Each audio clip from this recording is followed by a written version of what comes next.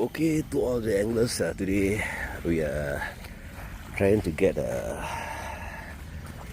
okay, sahabat, duri juga sahabat. Saya main kayak duri, kat pantai pun duri ya. Apakah kerana cuaca hujan, jadi air bercampur dengan air hujan, jadi duri yang banyak.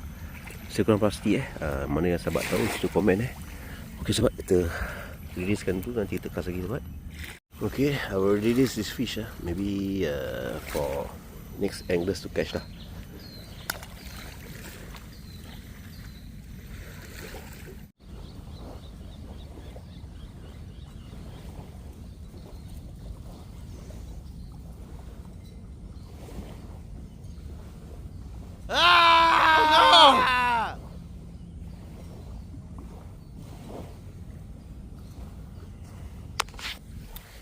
A lot of them yeah, I know someone don't take this fish, but if we goreng or asam pedas, it's very nice actually.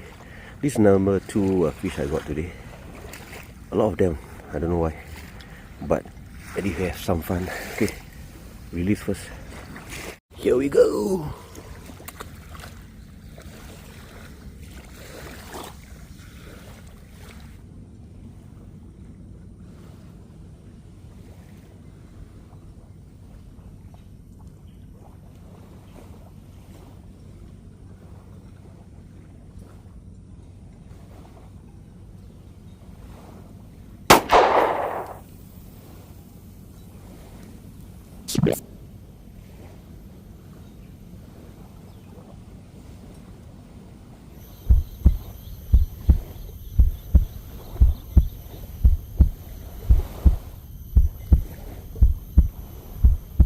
Yeah!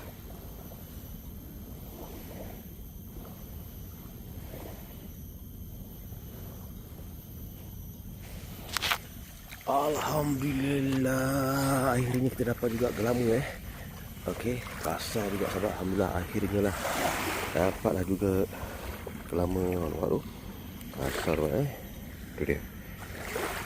Okey, ni glamour walaupun dia glamour tapi dah agak kurang sekarang tapi kita akan cuba lagi dah kas. Okey, kita nyari catch and release Yeah!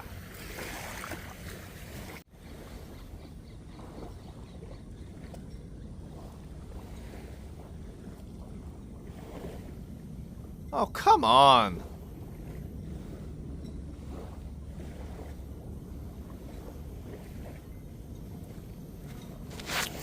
Okey sahabat-sahabat, walaupun kecil tapi kita ada strike sahabat. Walaupun kecil kita ada strike.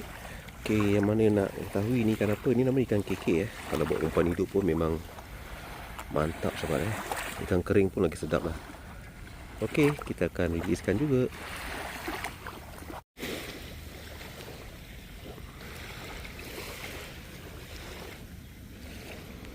Okey sahabat-sahabatku, begitulah misi kita hari ini Walaupun selalunya saya memang mancing 1 jam lebih je sahabat Lepas kerja tu bila ada waktu, saya akan pergi sekejap lah.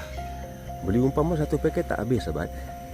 Terima kasih pada kakak dan abang yang kemarin tegur saya dekat kedai mancing tu, dan anglers-anglers yang kat luar negur saya boleh jumpa tu kan.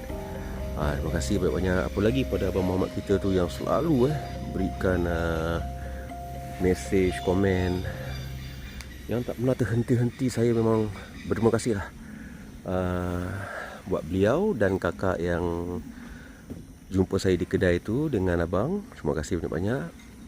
Okey, itulah tadi hasil-hasil kita nyari kita catch and release sajalah. Pasal kita nak tengok apakah ikan sisit dan naik ke tidak Okey sahabat, kita berjumpa lagi lah di lain video sahabat Okey sahabat, jaga diri baik-baik dan semoga semua dalam keadaan sihat. Amin.